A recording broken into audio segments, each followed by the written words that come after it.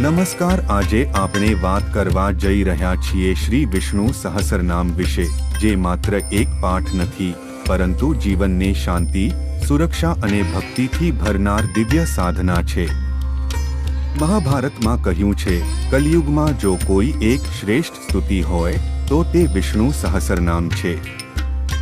શ્રી વિષ્ણુ સહસ્રનામ શું છે?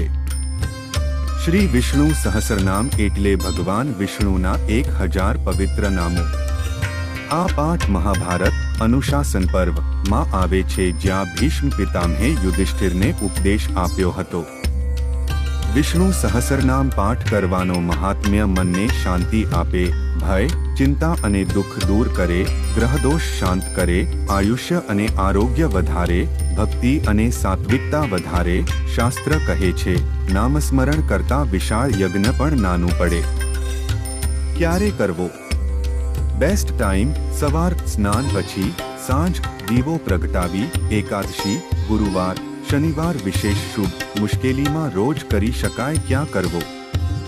ઘરના મંદિરમાં, શાંત અને સ્વચ્છ જગ્યા, જમીન પર આસન પર બેસીને, તુલસી ક્યારે પીપલના વૃક્ષ પર। કેવી રીતે કરવો? વિધિ: સ્નાન કરીને શુદ્ધ વસ્ત્ર, દીવો અને ધૂપ, વિષ્ણુ અથવા લક્ષ્મી નારાયણનું સ્મરણ, ભાવથી પાઠ, ઝડપ નહીં, અંતે શાંતિથી બેસી રહો। ઉચ્ચાર શુદ્ધ ન આવે તો પણ ભાવ સૌથી મહત્વનો છે। શ્રી વિષ્ણુ સહસ્રનામનો મહાત્મ્ય અનંત, વિનાશરહિત સ્વરૂપવાળા, જગતના આધારરૂપ, મસ્તક, સાધન અને બાહુવાળા પરમાત્માને નમસ્કાર હો। જેઓ જગતના નામવાળા છે અને જગત કોટી યુગોને ધારણ કરનાર છે, એવા શાશ્વત બ્રહ્મ પુરુષને નમસ્કાર હો।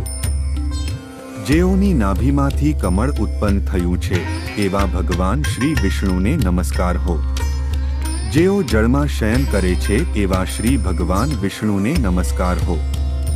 હે કેશવ, હે વાસુદેવ, આપને નમસ્કાર હો। વાસુદેવની પ્રાર્થનાથી ત્રણેય લોક વાસનાવાળા બને છે અને જે સર્વ પ્રાણી, પદાર્થ અને જીવનું નિવાસ સ્થાન છે, એવા હે વાસુદેવ, આપને નમસ્કાર હો। બ્રહ્મ સ્વરૂપ અને માયાથી બ્રહ્માંડની ઉત્પત્તિ કરનાર દેવને નમસ્કાર હો। જગતની ઉત્પત્તિ કરનાર શ્રી કૃષ્ણને નમસ્કાર હો। હે ગોવિંદ, સ્વરૂપવાન પ્રભુ, આપને નમસ્કાર હો। જેમ આકાશમાંથી પૃથ્વી પર પડેલું પાણી સમુદ્રમાં જઈ મળે છે, તેમ બધા દેવોને કરેલા નમસ્કાર અંતે ભગવાન કેશવ સુધી પહોંચે છે। જે માર્ગે શ્રી હરિનું પૂજન થાય છે, એ માર્ગ નિર્દોષ છે। શ્રી હરિના ભજન પૂજન વિના અન્ય માર્ગો વ્યર્થ છે। બધા વેદોનું અધ્યયન કરવાથી જે પુણ્ય મળે છે અને સર્વ તીર્થયાત્રાથી જે ફળ પ્રાપ્ત થાય છે, તે સમસ્ત ફળ શ્રી વિષ્ણુ ભગવાનની સ્તુતિ શ્રદ્ધાપૂર્વક કરવાથી પ્રાપ્ત થાય છે।